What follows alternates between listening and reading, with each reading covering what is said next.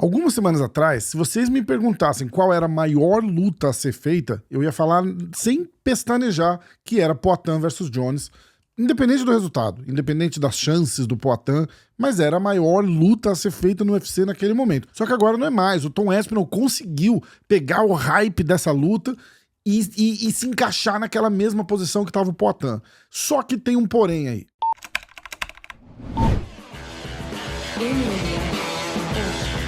Fala pessoal, já vou pedir pra vocês direto aqui, ó, de cara, deixa o like no vídeo, porque senão você vai esquecer e a gente precisa dessa ajuda de vocês aí, deixando o like, comentando alguma coisa, pro canal continuar crescendo, pro YouTube recomendar o vídeo. Então, ó, se você não gostar do vídeo depois já sabe, né? É só voltar e dizer que não gostou, mas já deixa o like agora pra você não esquecer, beleza? Valeu, bora pro vídeo.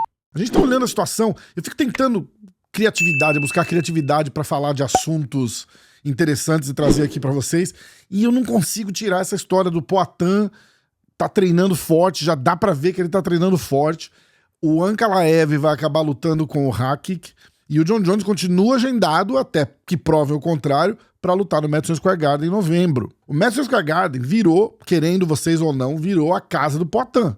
Poatan já lutou lá 2 vezes, ganhou o cinturão dele lá, depois pegou aquela luta lá de última hora contra o Prohaska, ganhou o cinturão vago dos meio pesados, e o Madison Square Garden, até pela proximidade, né, ele treina ali em Danbury com o Glover, então é, sei lá, 1 hora de Nova York, e acabou virando a casa do Poatan ali. Essa história do Ankalaev acabar indo lutar com o Rakic, o Poatan sem luta marcada, nada anunciado, me deu uma pulga atrás da orelha aqui. A gente tava matutando, a gente falou bastante disso na resenha da segunda também, com o Parrumpinha e com o Vini do Diretaço. O Poatan pode claramente tá treinando pra ser o reserva oficial da luta do Jon Jones com o Stipe. Aí você vai perguntar, Poatan de reserva? O Dana White falou que o Tom Aspinall é o reserva daquela luta. Eu concordo. Ele é até o Jon Jones falar que não. Quem manda nessa história inteira? Escreve o que eu tô te falando. O UFC vive de evento em evento. O maior evento do ano era o UFC 300. O UFC 300 passou. O UFC começa a pensar, qual é o maior evento que a gente consegue fazer agora? Aí tem um evento que eles vão fazer na Esfera, lá em Las Vegas. O card não agradou todo mundo, mas vai ser um evento grande. E depois da Esfera? Depois da Esfera, vai ter o card de Abu Dhabi. Tá sensacional o card de Abu Dhabi. Agora, a grande expectativa do ano é o Jon Jones voltar pra lutar. E o UFC sabe disso. E nessa história inteira, quem tá cantando as bolas é o Jon Jones. Então, as chances dessa luta cair e o Jon Jones aceitar fazer uma luta contra o Tom Aspinall de última hora, sem treinar, sem se preparar, para um cara que tem um estilo completamente diferente do Stipe, é praticamente nula. É praticamente nula. Isso tem... assim, tem cheiro de dedo do Jones no ar. Falou, ó, você vai precisar de um reserva, bota o Poatan. De repente eles vão colocar o Poatan naquele mesmo card fazendo uma outra luta, a gente não sabe ainda. Ou ele só vai ficar pronto. Isso acontece muito. E não é demérito, é ficar pronto para a maior luta da história. Não tem nada de errado com isso. E não é injustiça com o Aspinall também.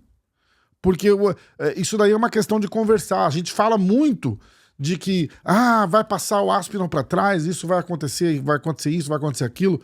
Mas tem muita conversa de bastidor que a gente não sabe. A gente não tá falando de uma luta qualquer e de um lutador qualquer. O que eu tô querendo que entre na cabeça de vocês é isso. O Jon Jones não é um lutador qualquer. É o cara que tá assim... É o maior da história, sem sombra de dúvidas é o maior da história do UFC. Do MMA a gente pode questionar lá atrás, com o Fedor, com quem vocês quiserem, mas do UFC não tem conversa. Então é justo que ele tá cantando as bolas e ele vai ver o que é melhor pra ele, é óbvio. Pode falar o que vocês quiserem.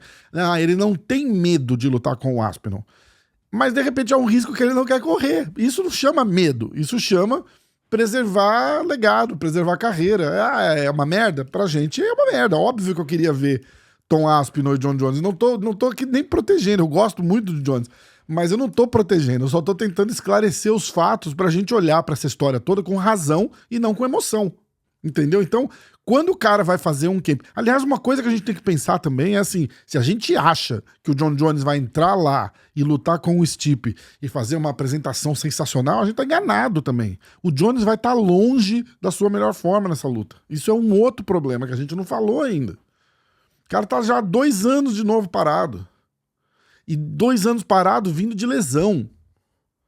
Ou seja, a última vez que a gente viu ele já não tava lá aquelas coisas. Ele mesmo falou que a hora que ele foi tentar uma trocação ali com o Cyril Gane, ele se sentiu estranho e foi a hora que ele resolveu ir pra queda. E se você assistir de novo, ele tá ali meio desengonçado, sem timing, né? Porque o sparring não é a mesma coisa que uma luta de verdade. Porque envolve emoção, envolve luz, envolve calor, envolve torcida, envolve um monte de coisa. Então, na hora da luta ali, ele se sentiu estranho e falou, puta, vou pro arroz com feijão aqui que não vai dar boa.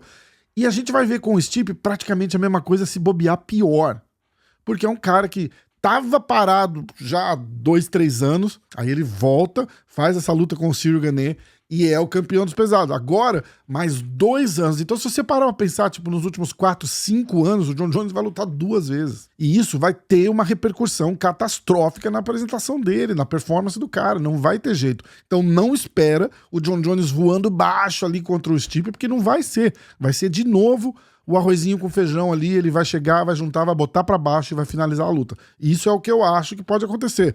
Pode dar uma zebra? Ih, meu irmão, aí vai ser uma zebra grande. Mas pode acontecer também. Aí, no caso dessa luta cair, que ninguém tá botando muita fé no Stipe. Você fala de um cara que tá há muito tempo sem lutar, igual a gente tá falando do Jones, vamos falar do Stipe também, que a última luta dele foi contra o Francis Ngannou em março de 2021. Então também é um cara que não deve voltar em altíssimo nível. Então é muito difícil ele surpreender o Jones, mas não é impossível. Agora, ninguém tá botando muita fé que a chance desse cara pisar lá no Madison Square Garden em novembro é 100%. Então tá todo mundo se cair. É a pergunta, quem que vai entrar no lugar do Stipe? Ninguém nem considera que o Jones vai cair. Quem vai cair é o Stipe. Quem que vai entrar no lugar do Stipe? Agora você imagina, 2 semanas antes da luta, 3 semanas antes da luta, cai essa luta. O Stipe, por qualquer razão, vai falar, ó, não vou conseguir lutar, não quero mais. Ele já anunciou que é a última luta dele. Se essa luta cai, vocês acham que o Jones pega sem camp, sem treinar, sem preparar o Tom Aspinall, que tem provavelmente tudo a seu favor, hoje em dia pelo menos, idade, agilidade, peso, tamanho, luta em pé, luta agarrada, o cara checa todas as marquinhas ali, né? E o John Jones sabe disso. Então não é um risco que ele correria assim de última hora. E aí entra quem? Entra o Poatan. Bota o Poatan de reserva. O Poatan é um striker. O Jones sabe disso, é um Cyril Gane. Muito melhor, na minha opinião, mas é igual um Cyril Gane. Ah, sabe, uma defesa boa de queda, tem um pouco de wrestling. Tem um pouco de wrestling já sim. A gente, quando pensa no Poatan, a gente pensa no Poatan estreando como se ele tivesse estreado ontem no UFC. Ele estreou em 2021, vai fazer 3 anos. Ele já tem um wrestling decente, é que a gente não tá vendo, graças a Deus. A gente não tá precisando ver. Mas é um oponente totalmente favorável pro John Jones. Então não dá nem pra culpar o cara de falar, ó, eu quero isso. Então, provavelmente o que tá acontecendo é o Poatan tá esperando. Essa manobra que eles fizeram de tirar o Ankalaev e botar ele pra lutar contra o Hakik, provavelmente eles têm grandes planos pro Poatan. É um cara que tá vendendo pra caramba, é a sensação do momento. Então, se tem opções, tem grandes opções. E vamos usar essas opções. Eu não acho ruim. Ah, mas tinha que botar com aquela Evans. Tinha que fazer o que dá pra fazer pra vender a melhor luta que dá pra vender. Vocês já imaginaram Poatan e John Jones no Madison Square Garden? E você vai me falar que vocês preferem ver Poatan e Ankalaev só porque, o Ankalaev é o cara que tinha que lutar porque é justo. Eu também acho que é justo. Mas se você perguntar se eu quero assistir Poatan e Ankalaev e Poatan e John Jones, eu não sei nem quem é o Ankalaev quando vocês me perguntam um negócio desse. Então, ó, me conta o que vocês acham, me fala o que vocês acham dessa ideia toda, se vocês acham que o Poatan... Alguém aí acha que o Poatan consegue ganhar do Jones? Ou se vocês acham que vai ser mais do mesmo, o Jones não vai dar nem brecha, vai agarrar, vai botar no chão e vai acabar com a luta. Me conta o que vocês estão que passa pela cabeça de vocês. Eu leio todos os comentários que vocês fazem, eu respondo quase todos os comentários de vocês e eu adoro saber o que vocês estão achando, beleza? Se você ainda não é inscrito no canal e gostou do conteúdo, considere ser inscrito, ativa a notificação, porque aí quando eu soltar um vídeo novo por aqui, o YouTube te avisa, você já clica lá e já assiste, beleza? Um abraço pra vocês, valeu!